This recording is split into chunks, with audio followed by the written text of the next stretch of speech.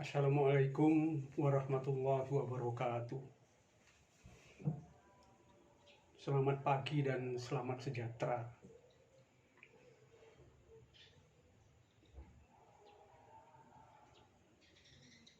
Perjalanan waktu telah membuat saya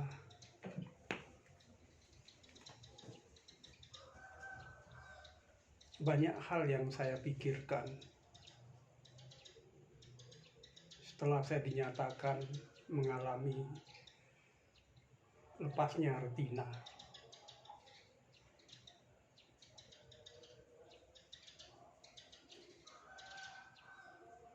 Yang kata dokter, pecahnya saraf mata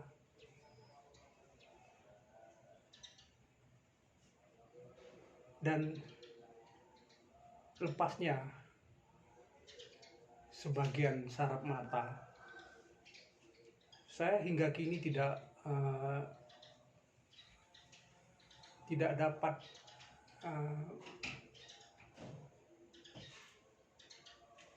menerangkan sesungguhnya penyebab dari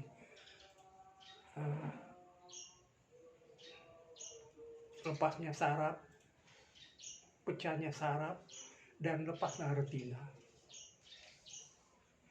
Apakah saraf mata saya tipis, akhirnya terjadi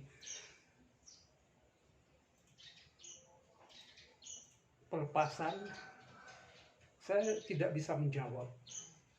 Kalau penyebabnya karena beban berat gitu, saya tidak pernah mengangkat beban yang terlampau berat.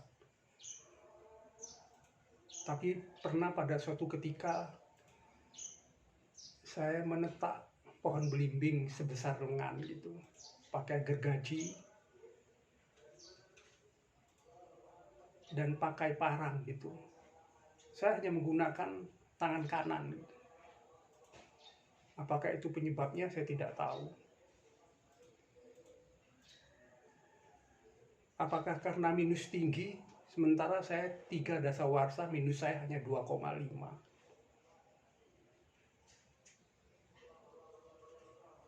Apakah karena banyak menulis siang malam yang menyebabkan saraf mata saya terlepas dan retina saya mengalami pelepasan?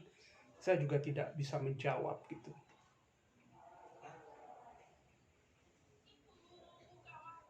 Tapi pengalaman yang saya dengar dari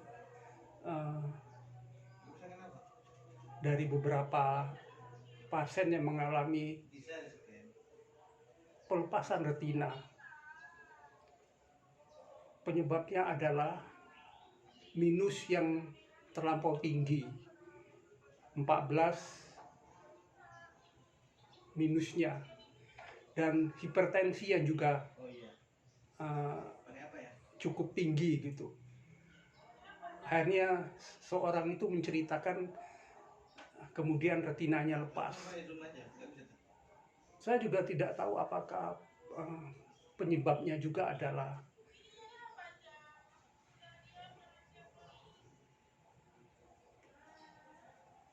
mengalami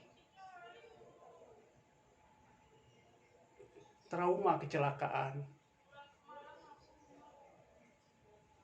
ataukah juga pernah mengalami jatuh gitu. Tapi yang jelas saya pernah mengalami jatuh sekitar 20 tahun yang lalu. Saya pernah mengalami jatuh dari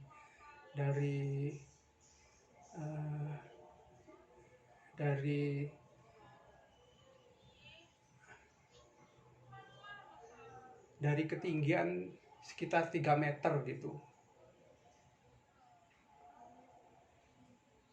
Kepala saya sebelah kiri di atas alis mata kiri itu robek sedikit dan kemudian dijahit.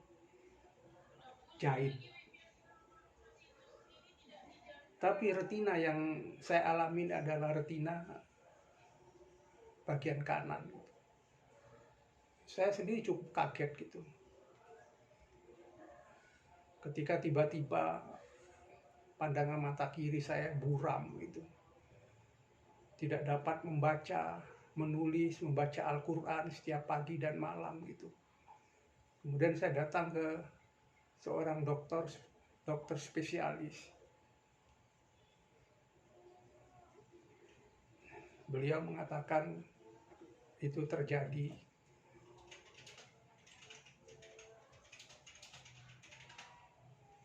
saraf yang pecah. Kemudian saya dirujuk ke rumah sakit di provinsi. Saya masih tetap berpikir panjang gitu, melakukan permenungan yang dalam gitu. Saya akhirnya melakukan rujukan di rumah sakit swasta. 2-3 bulan kemudian baru saya dioperasi dengan pola BPJS.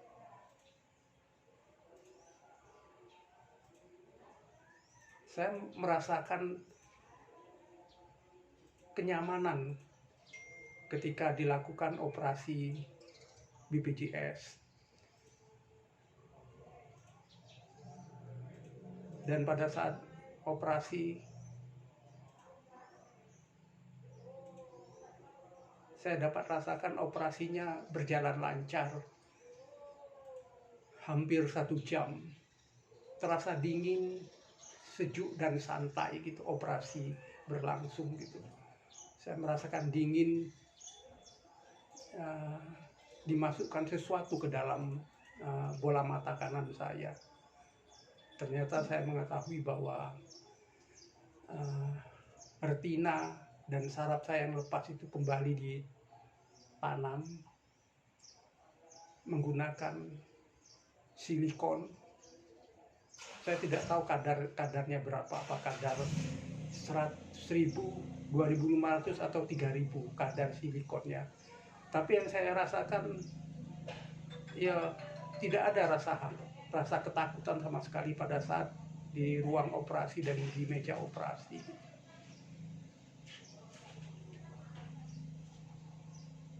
Menjelang 1 jam kemudian dokter membisikkan kepada saya, Pak Surasono, operasi telah selesai gitu. Kemudian saya turun dan naik kursi roda dan kembali ke ruang tempat istirahat gitu.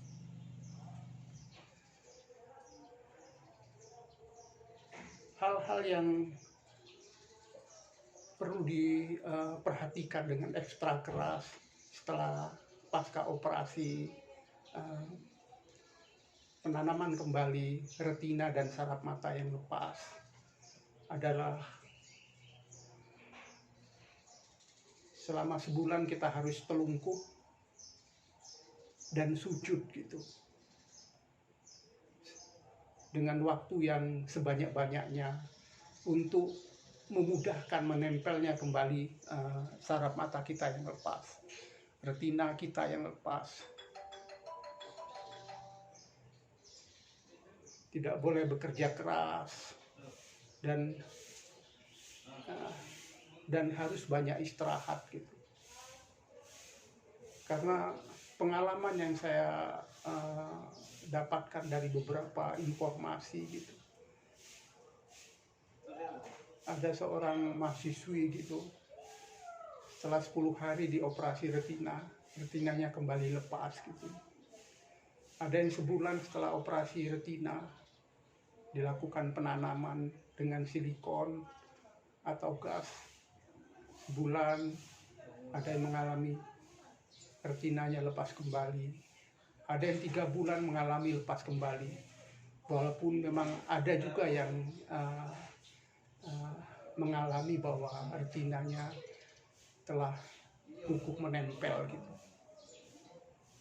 Dan seputar cerita itu saya dapatkan dari pengalaman banyak pasien ablisio retina ini gitu.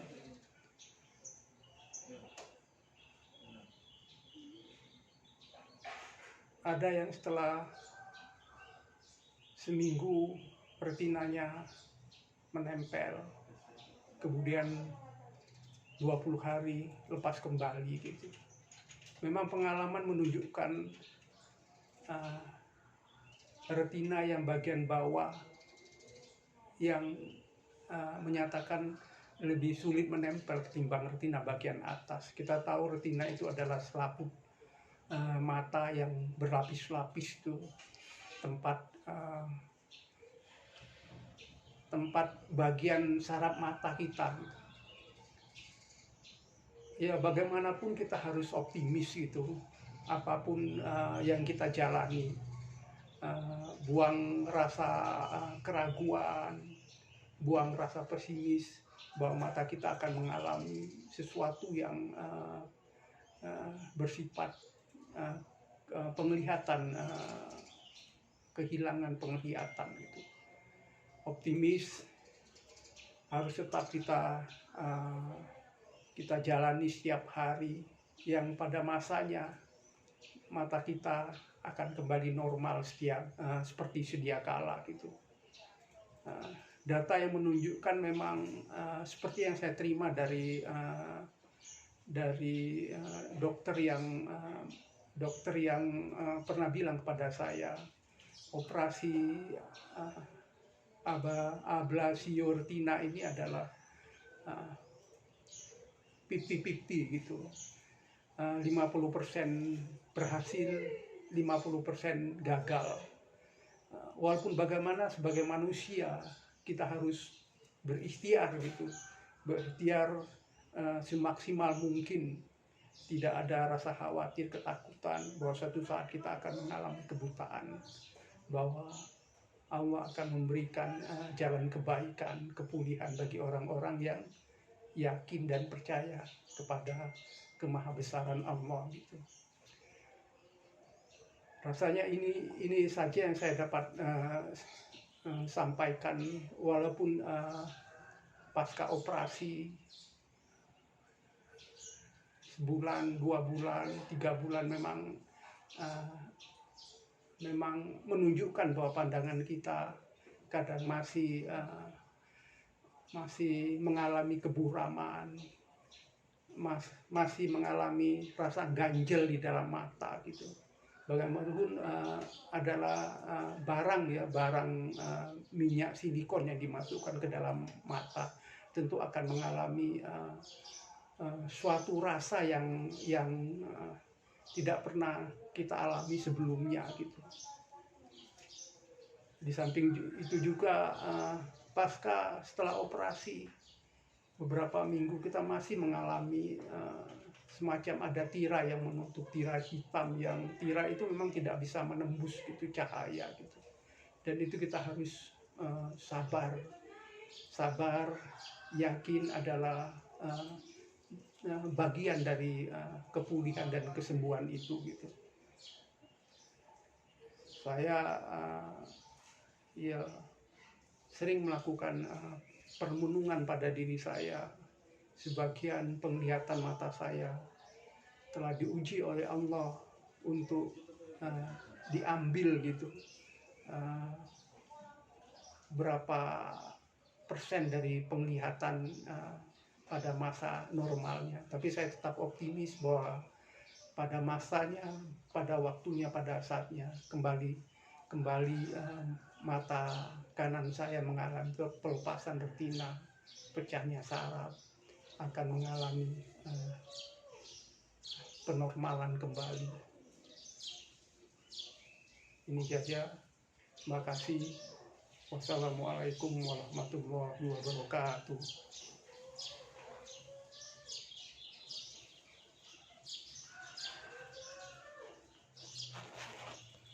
Sudah nih.